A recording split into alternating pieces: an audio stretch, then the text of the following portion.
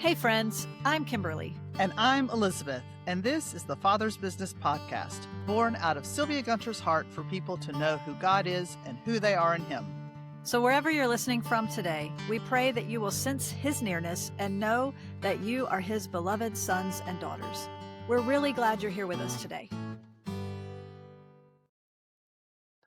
Welcome, everybody, to the Father's Business Podcast. Kimberly, Roddy, and I are here today with you. And, oftentimes, Kimberly, when we're not recording, there are conversations you and I get into that I thought, that would be a great discussion to have on a podcast. So a few of those have bubbled up in the last month or so. So we have decided to do a short podcast series called Conversations with Elizabeth and Kimberly, for lack of a better title for it. But a couple of weeks ago, I think, you and I were talking, and it was just a throwaway comment. Like, we weren't even talking about this. You were just saying that on the way to something else. And you were talking about that it's easier for you to trust in the sovereignty of God than it is the provision of God. Not easy. I'm sorry, I said that backwards. Mm-hmm. It's not as easy for you to trust in the providence or the sovereignty of God as it is in the provision of God. Mm-hmm. And we went on to say something else, but I was like, because I'm the opposite of that. I think it's easier for me to believe in the sovereignty or the providence of God more so than in His provision. So that just kind of got my mind turning. I was like, well, Kimberly, let's kind of dive into that and kind of figure out where that's coming from. When this conversation it really wasn't a conversation. We're having the conversation now. We have not really had this conversation. We have not had this conversation. So, yes. But I remember we do a lot of Marco Polo. That's the app we use, and we talk back and forth to each other. We're doing a lot of different things. And I don't remember the full context, but it's not really that relevant. But I do remember saying something about I just find it so much easier to trust in the provision of God. And I immediately thought, okay, well, is that connected to my gift? Because we do talk about our gifts here at the Father's Business. I am a giver gift. Givers often find favor in the marketplace. Yeah. We're not looking for it, but there is a connection to favor and provision.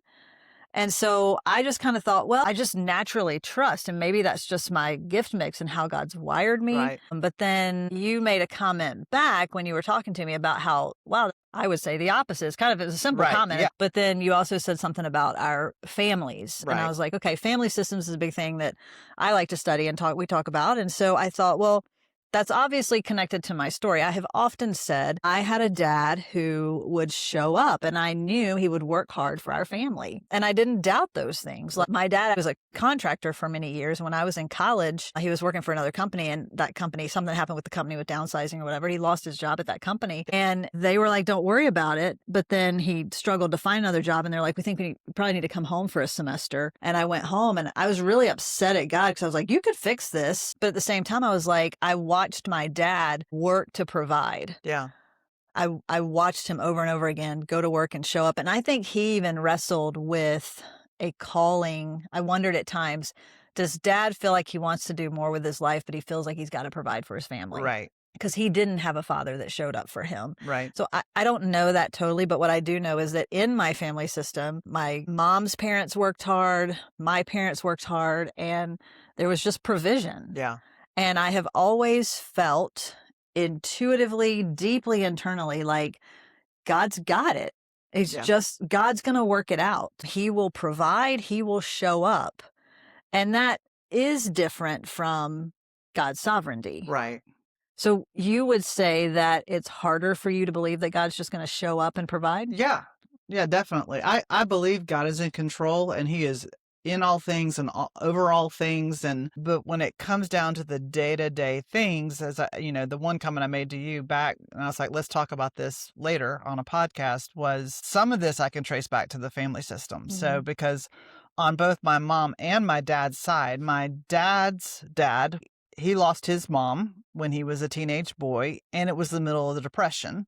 And he was sent to go live with some older aunts who, when money was scarce, so there wasn't a lot of food, but also these two aunts who had never had kids of their own had no understanding of how much a teenage boy eats. Mm-hmm. So he was always hungry when he was in high school and college because they thought whatever portion they ate as, 70-year-old little old women should be enough for a 14-year-old boy. That is not going to be the right amount of food.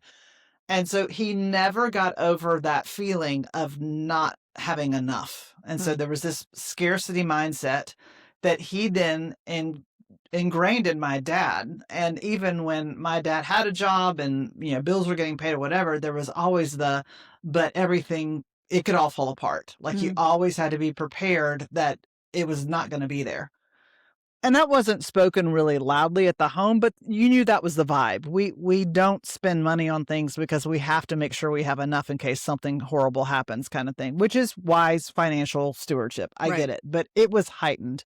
And also my mom will joke that, if worrying was an Olympic sport, Dad would be gold medalist. So there was a culture of worry about things. So I am one who has to think through the 3 contingency plans of what might happen, just so I kind of know in my head, okay, if this happens, what would happen, which is hysterical because when a crisis really hits, all that goes out the window. And I'm like, I don't know what to do. But my brain has just been kind of wired to constantly be thinking about plans A, B, and C. And some of that was being raised by my dad. Also, on mom's side, her story, if you've read Safe in the Father's Heart or heard our podcast, is her dad left their family. And so now my grandmother's been a stay-at-home, person and now is having to work a job or whatever. So I'm sure mom also grew up like provision has left, because again, this is a time and age where the man was the one who worked and provided for the family. And he said, see you later. So I think I inherited from both of them this idea of maybe there's going to be provision or maybe there's not, because all of those families deeply, deeply devoted to God, believed. I mean, my grandfather grew up to be a music minister. So there was faith there, but there was still this feeling that while God is great and good and sovereign and big and in control of the whole universe and all these things, there may or may not be enough. And as I, was processing through that one little statement you said, using my car time to think about these things, I was like, I also was in my mid-30s before I got married. I'm one of those people that I was just hardwired from 16. I was thinking about when I'm going to get married. I thought you go to college, you meet someone, you get married, you start a family because that's how everyone in my family had done it before me, right? So when I graduated from college and wasn't married, not even dating anyone, that kind of threw me for a loop. And then we get through all of my 20s, still not married, into my 30s before I finally do get married. I had to really struggle with a lot of jealousy over every time someone else got married, God wasn't providing for me. Part of the season God had to take me through is just because God gives something to someone else doesn't mean he's holding out on you. Like God's big enough. There's enough, either money, husbands, whatever in the world. It's not like if she gets married, that means I'm not going to have a husband. But I really struggled with worry and jealousy. And as you made that comment the other day, I was like, okay, this is where my story has helped craft my vision of God. And I have got to learn to lean into the truth, which is he is always faithful and he has always provided. It hasn't always looked the way I wanted it to. But I have to work hard to believe it's all going to be okay. And I know just from being around you, like, there's a lot of times you're like, it's going to work out. And I'm like, how? You're like, it's going to be fine. Yeah. Even as you were saying that, I was just thinking about my grandmother, my dad's mom. So my dad had a sister and their father left when he was in second grade. She was in first grade. And so my grandmother raised him alone and with the help of her mother and her sister, I believe. And so my dad grew up in a house with a lot of women. But what I remember is when I was a kid, we would go to grandma's house for Christmas Eve was our tradition. And my grandma worked in a South Carolina mill her whole life. I guess her whole life. I actually don't know if she was working when her husband left her or not, but she obviously had to start working with a first grader and a second grader. And Christmas at grandma's house was like Christmas morning. And so just even thinking as you were sharing about your family, I'm thinking, you know what, my grandmother who worked as a single mom, single grandmother, sometimes made my parents mad that we got so many presents on Christmas Eve, right? Wait, you're overshadowing Christmas morning. Yeah. But my grandmother showered us with provision and gifts and loved doing that, like very generous, even when she was living in a duplex. Yeah.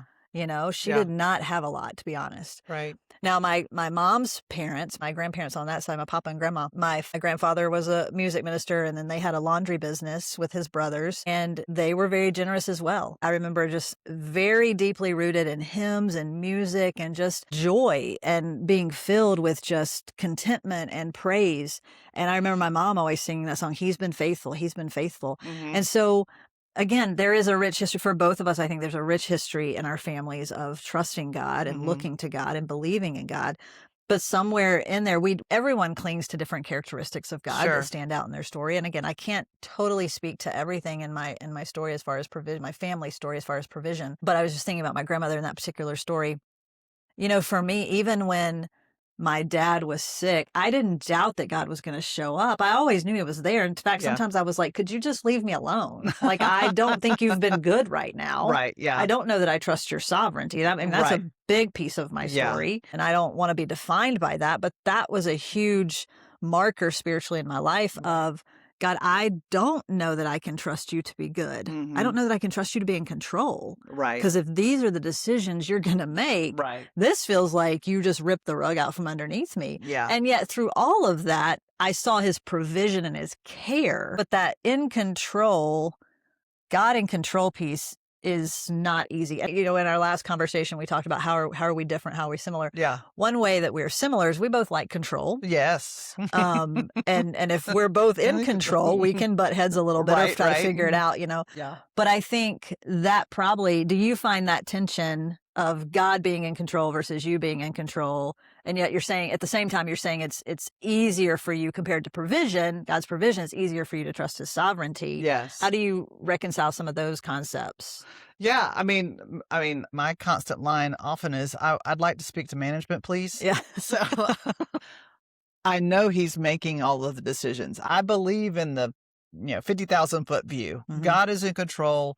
A bird doesn't fall out of a tree without God knowing about it. He's every detail of all of our lives. He is present and he is never surprised. Okay. God is never surprised because he is so other than us. So I can believe in the bigness of God very easily. But the control piece is sometimes I don't see his provision at all because it doesn't show up in the way that I thought it was going to. Sometimes it's a timing issue. It's like, okay, you show up at the last minute, but you could have shown up a little earlier and that would have made me feel more comfortable, which is the control issue. I would have been more at peace knowing this is taken care of, which would require less faith on my part. Or going back to the idea of whether it's marriage or being single or they got a new car and I don't, whatever this thing is, there was a season, I am much better about it now, but there was a season really in my 20s when I saw God blessing someone else with provision. My immediate thought was kind of like, he's only got so much in his bank account. And so that meant something was just taken away from me. And that's not true because he can bless all of us as much as he wants to bless us. But I think subconsciously, like my parents never sat us down and said, okay, here's the family budget and we only have this much money this month. But there was kind of an understanding in the house that everything we wanted was not going to happen because of our income at that time. Now, later in life, they were in a different season and they became, I watched when the grandkids show up, things change and they were very generous and still are and love abundance and those types of things. But it just left me wondering, not that can he do it? Yes, he can, but will he? And I think that's where the provision piece is a little harder for me. I have a question that you may or may not want to answer on camera, Kimberly, but I know another part of your story goes all the way back to the very beginning when you had colic. And your mom they didn't understand it was colic. And I wonder if even it got printed back that far that there's no one here is in control and no one here is big enough to make me feel better because you were in a lot of pain. Sure. You don't understand that. My mom was told I had a temper at first. So the baby must have a temper. And I'm like, how are you telling a baby they have a temper? They're crying. Something's wrong. But I was crying all the time, 3 days old or whatever. And mom couldn't figure it out. Finally, a doctor just said, she's got the good old timey colic or whatever, And so my stomach was just irritated. But I'm bursting blood vessels in my fingers because I'm clenching the sheets so tightly. And I'm a firstborn and mom didn't know what to do. And I remember mom telling me later that at one point she said to both my grandmothers, I need you to take care of her. And she went on a small business trip with my dad that he was going on, and she cried the whole time. But I do think the reality is my mom didn't know what to do. Right. So therefore, I didn't know what to do because I was dependent upon my mom, who just didn't know what to do in all sincerity. Right. And no blame or anything there. You don't know what to do. Your children and your parents and your families don't come with manuals. Right. And so it could be that early on, I knew I'm having to fight for myself. Right. And you don't even know what that means as a 3-day-old or Sure. 5-week-old or however long it lasted. But God bless my mother, however long it lasted. I must have been miserable. But I know things changed when she figured a few formulas and different things out or whatever. But it could go back to that, and I don't mind talking about that part of the story. I've done some work around trying to understand that, but it's so much of it you can't understand because you were a baby. And so I've asked the Lord. We talk about what it looks like to be in the womb from our perspective as a child, and also for the mother's perspective of carrying the child. And we've done some work here at the Father's Business of through the womb exercises. Right. And there's been times when I've asked Jesus, help me understand, share with me insight, because you knew me, you made me in my mother's womb, you knit me together. And so, why does anything happen that happens? Right. That's the grand old question. And we can talk to God about that one day. I hope it won't matter as much when we're with him. Maybe it will. I don't know. But at the end of the day, those things shape us no matter what. Right.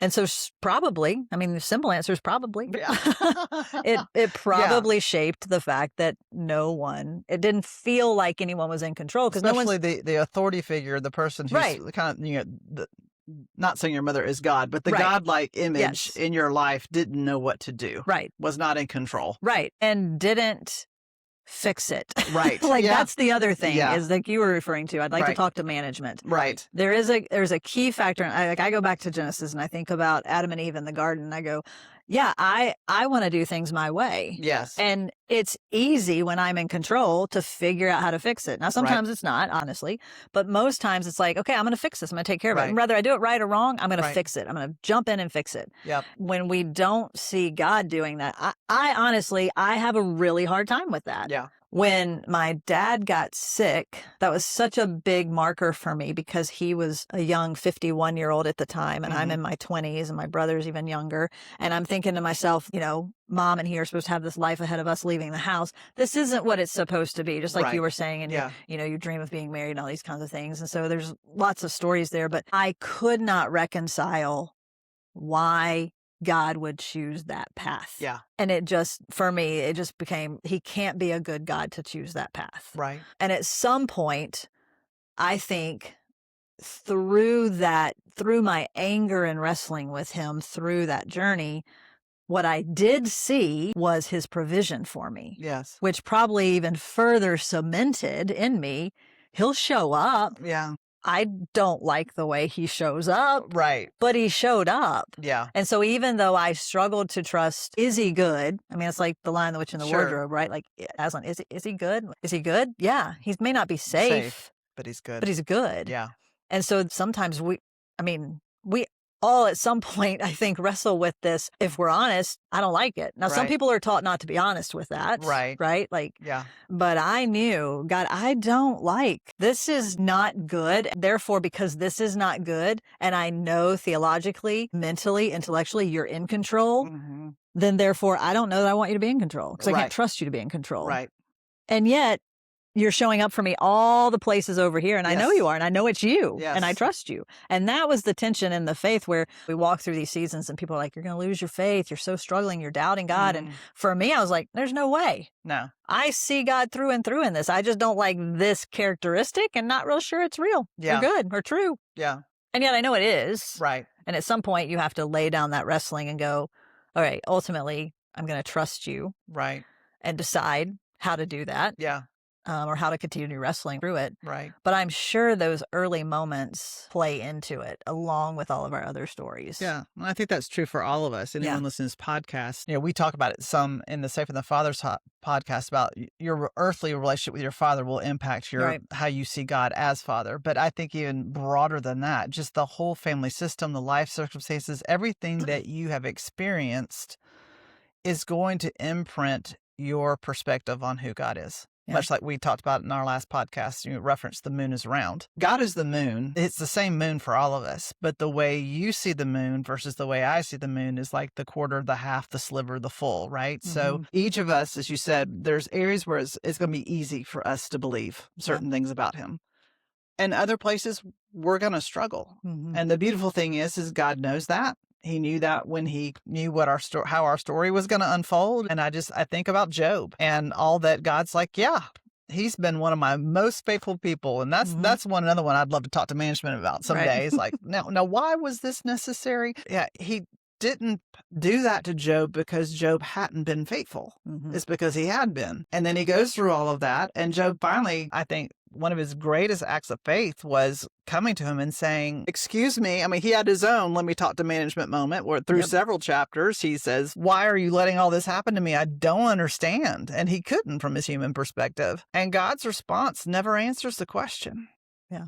And I think that's where that is more my bent is, okay, you're not going to answer the question of why you waited this long to allow this into my life or provide it this way or handle it that way. And it's going to feel at times like you promised me things and then you broke your promise, but I know you didn't because you don't break promises, but it feels like it. And when I come to him with my why questions, it's very rarely that he has ever, I mean, I'd have to really think hard to think, has he ever answered my why? Probably not. Yeah. He's given me the same kind of answer he's given Job, which is, this is who I am. Mm-hmm. And now with Job, it was like, where were you when I was creating this? And, can you do this and do that? And he kind of put his glory on display in front of Job to remind him of how big he is. And I think that's where I'm able to hold on to that part of it. There's a verse that really was a life verse for me for most of my life, which is, I know who I've believed in, and I'm convinced or persuaded that he is able to keep that I commit to him. So that's that piece where I can trust in I know the long-term view, he's able, but that's also where my biggest heartbreak comes from, which is what you're talking about is you could have done something different. You could have either not given our dads the diseases they had, or you could have cured them and you didn't. You could have provided this thing that I wanted. And I mean, I was praying for my future husband from the time of like 14 or 15 years old. And maybe I just had to pray for him that long. I don't know. He needs a lot of prayer, but all these verses, trust in the Lord and he'll give you the desires of your heart. And I was like, I'm not asking to be rich and famous and be a supermodel. I'm asking for something that you say is good, which is it's good for, man and woman to join and have a family. And yet you're not giving it to me in the way that I want it in the time that I want it. And so that is that wrestling of I will never not believe that he is able. Right. But then I'm not seeing him be able the way I want him to be able. Yeah. And I think as we've talked about this a little bit, all of God's characteristics are linked together. His faithfulness, he'll be faithful to us and he'll be faithful to his own word. And what does that look like, right? Right. Sometimes we don't feel like he's faithful to us, but he's faithful to himself and the truth of who he is. And he'll provide for us and he'll show up for us and he will be sovereign over and in control of all things. And yet we wrestle with how we see that and how we experience that. Right. And yet there is a bigger cosmic order to things that he understands and sees in a different way. And so you've even said a couple of things in this conversation that I think would be interesting to revisit. So I'm not going to ask you those things right now. Okay. I'm going to hang on to those in my head. And part two. And we'll come back for another conversation of just thoughts from Kimberly and Elizabeth. Okay. About things. I look forward to that. All right. So thanks for being with us today. Have a great day. This podcast is made possible through donations by people like you. To donate, go to www.thefathersbusiness.com. Be sure to follow us at The Fathers Biz on Instagram and Facebook.